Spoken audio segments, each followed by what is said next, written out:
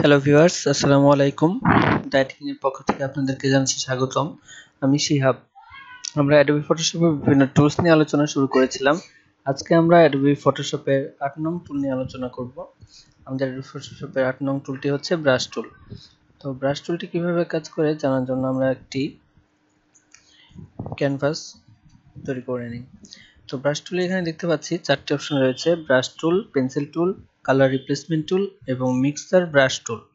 তো ব্রাশ টুলটি যদি সিলেক্ট করি তাহলে আমরা উপরের যদি এখানে ক্লিক করে দেখতে পাবো এখানে ব্রাশ টুলটি আমরা ইচ্ছা অনুযায়ী সাইজ ছোট বড় করে নিতে পারি এবং হার্ডনেস কম বাড়া করতে পারি। তো হার্ডনেস যদি আমাদের ব্রাশের এজগুলোর একদম ক্লিন রাখতে চাই তাহলে আমরা হার্ডনেস 100% দিয়ে রাখবো। এবং এখানে দেখা যাচ্ছে এখানে বিভিন্ন ধরনের ব্রাশ রয়েছে। এখানে আমরা যে ধরনের ইচ্ছা সেই ব্রাশটি আমরা সিলেক্ট করতে পারি। আর ব্রাশের মডিউলগুলো কিভাবে কাজ করে সেটি দেখার জন্য আমরা এই বাটন যদি ক্লিক করি তাহলে আমাদের এখানে চলে আসবে। এখানে বিভিন্ন ব্রাশ প্রিসেট রয়েছে, এখান থেকে আপনারা যেটা ইচ্ছা সেটা সিলেক্ট করতে পারবেন আপনার ব্যবহার অনুযায়ী। আর ব্রাশের প্রিসেটে এখানে কোনটা কেমন কাজ করে এটা দেখার জন্য এখানে একটি সেট দিয়েছে, তো আমরা ব্যবহারের আগে এটি দেখে নিতে পারি। তো আমরা আমাদের প্রথম প্রিসেটটি ব্যবহার করছি।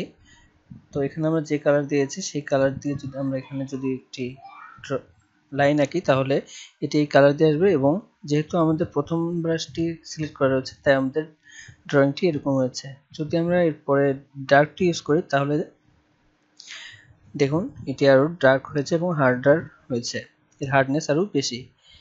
এরপরে রয়েছে পেন্সিল টুল। পেন্সিল টুল একই কাজ করে, এখানে আমাদের পেন্সিলের সাইজ কম বাড়া করতে পারি এবং হার্ডনেসও কম বাড়া করতে পারি। পেন্সিল টুল দিয়ে যদি আমরা কিছু আঁকাই তাহলে আমরা জাস্ট পেন্সিলের মতোই লেখা আসবে এখানে।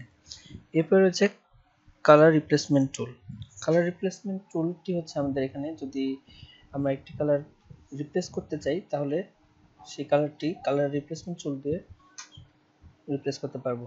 সাপোজ এখানে আমাদের রেড কালার রয়েছে, এখানে আমরা ব্লু কালার দিতে চাই, তো আমরা ব্লু কালার সিলেক্ট করে এরপরে যদি আমরা এখানে ড্রয়িং করি তাহলে এর মধ্যে ব্লু কালার চলে আসবে।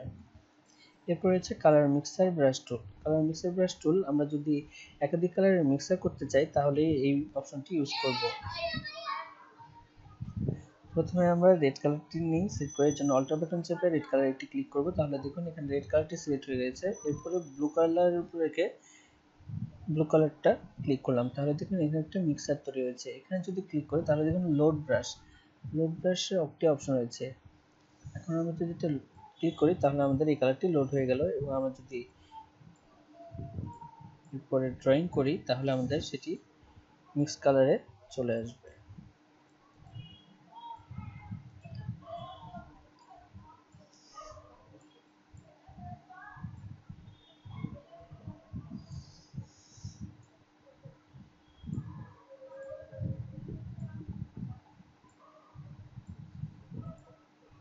দেখুন যেহেতু এখানে আমাদের সাইজটি কমানো তাই আমরা বুঝতে পারছি না, যদি সাইজটি বাড়িয়ে দেই তাহলে এখানে আমরা দেখতে পাবো এখানে দুটি কালারের মিশ্রণে যে কালারটি তৈরি হচ্ছে সেই কালারটা এখানে চলে আসছে।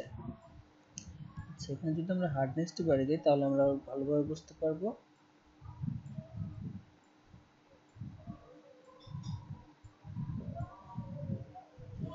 তাহলে আমাদের ব্রাশ টুলের ব্যবহার ছিল আজকে এই পর্যন্তই। যদি কোথাও বুঝতে সমস্যা হয়ে থাকে তাহলে আমাদের ভিডিওতে কমেন্ট করে জানাবেন, আমরা চেষ্টা করব আপনার সমাধান দেওয়ার।